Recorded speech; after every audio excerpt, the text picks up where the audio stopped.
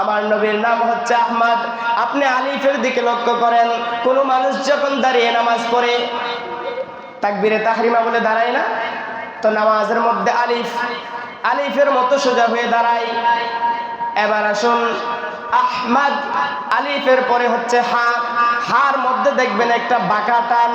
যখন কোনো মানুষ তাকবীরে তাহরিমা বলে দাঁড়ায়, কিয়ামের পর যখন রুকুর মধ্যে যায়, কি সুন্দর হার মতো বাঁকা হয়। যখন সে রুকুর মধ্যে যায় তখন কি বাঁকা হয় না? প্রথমে আহমদের আলিফ সোজা হয়ে দাঁড়ায় নামাজের মধ্যে, তারপর হা এর দিকে লক্ষ্য করেন। হার দিকে লক্ষ্য করলে হা যেরকম একটু বাঁকা হয়, ঠিক তদ্রুপ একজন মুসল্লি নামাজের মধ্যে যখন রুকুর মধ্যে যায়, সুন্দর করে সে বাঁকা হয়ে রুকুর মধ্যে যায়। তারপর আসেন আহমদের মিমের মধ্যে, রব্বে কারীম বলেন, তুমি আমার হাবিবের দিকে লক্ষ্য করলে, আমার হাবিবের অক্ষরের দিকে লক্ষ্য করলে পূর্ণ নামাজকে পেয়ে যাবে।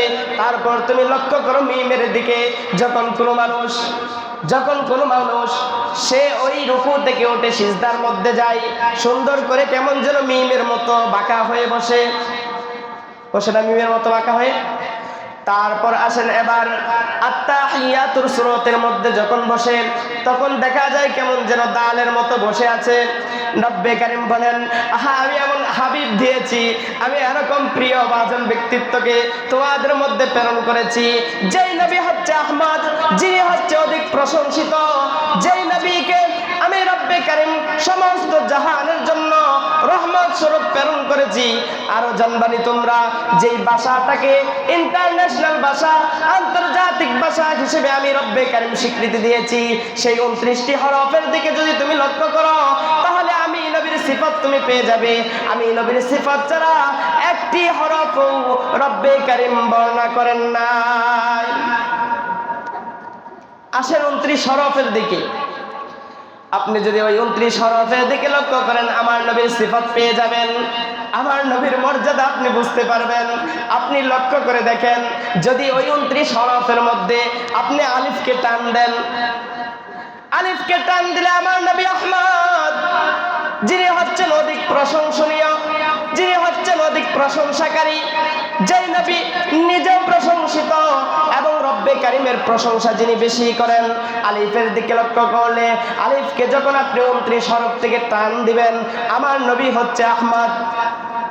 এবার আসুন বার দিকে, আমার নবী হচ্ছে বাশীর, যিনি সুসংবাদ মানুষদেরকে, যিনি সুসংবাদ দান করেন।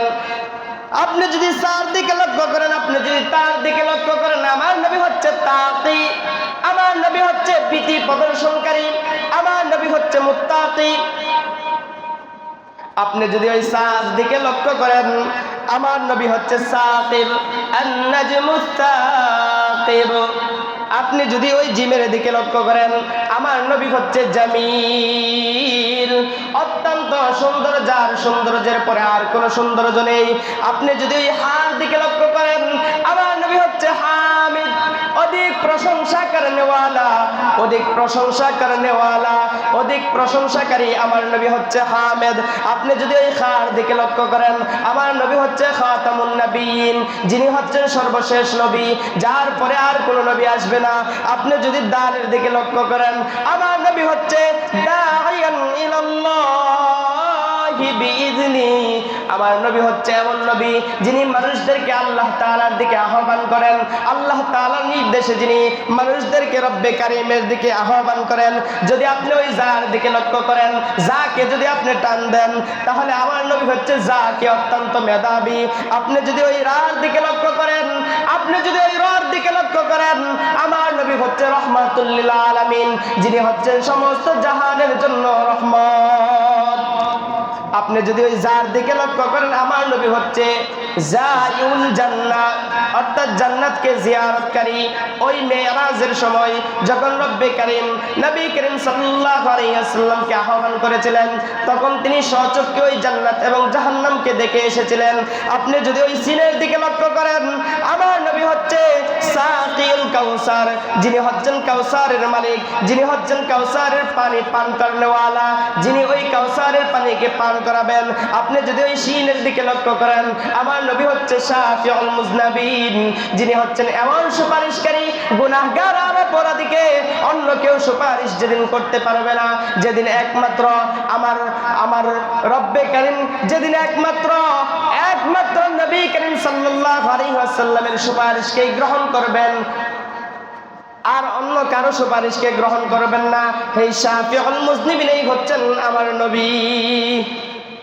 এবার আসুন যদি সদের দিকে লক্ষ্য করেন, আমার নবী হচ্ছে সফিউল্লাহ।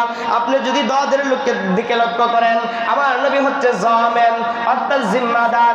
একমাত্র উম্মতের জিম্মাদার হচ্ছে আমার আপনার নবী। আপনি যদি ওই তর দিকে লক্ষ্য করেন, আমার নবী হচ্ছে তয়্যিব, আমার নবী হচ্ছে তাহের।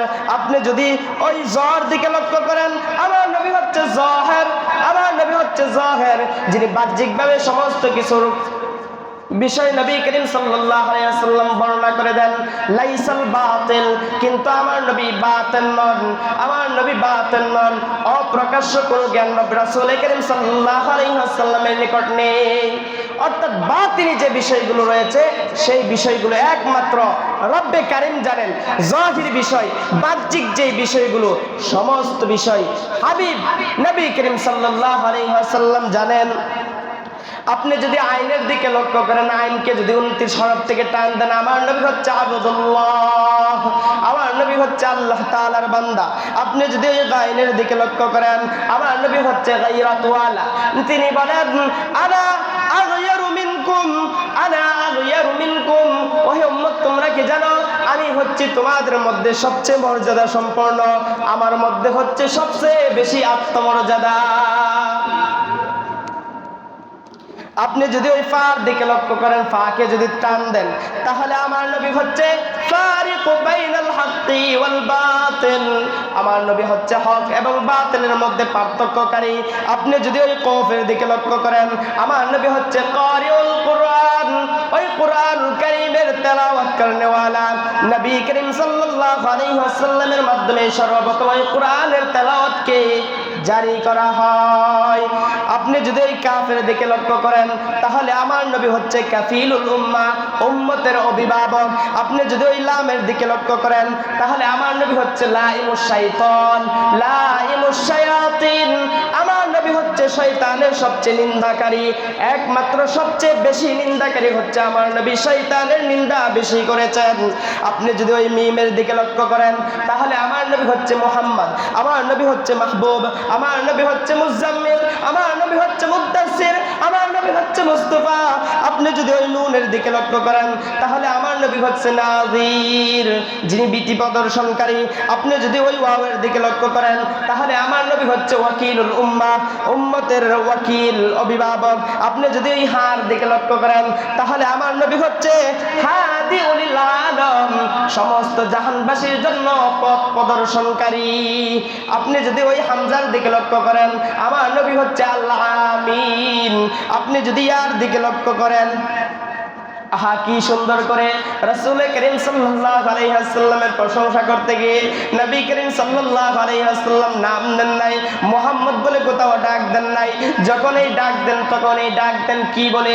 ইয়া আইয়ুহাল মুদ্দাসসির, ইয়া আইয়ুহাল মুদ্দাসসির, ইয়া আইয়ুহাল মুজাম্মিল। কাপড়ের ভিতরে আবৃত লোকটার নাম নিয়ে ডাক দেন নাই, বরং মান মর্যাদা এত বেশি, এত বেশি, বেশি হওয়ার কারণে রব্বে কারীম বলেন ইয়া আইয়ুহাল মুজাম্মিল, হে কম্বলওয়ালা, হে কামলিওয়ালা, কিন্তু ইয়া মুহাম্মদ বলে ডাক দেয় নাই। সূরাতুল ইয়াসিনের মধ্যে ইয়া দিয়ে কত সুন্দর করে ডাক দিয়ে বলেন ইয়াসিন।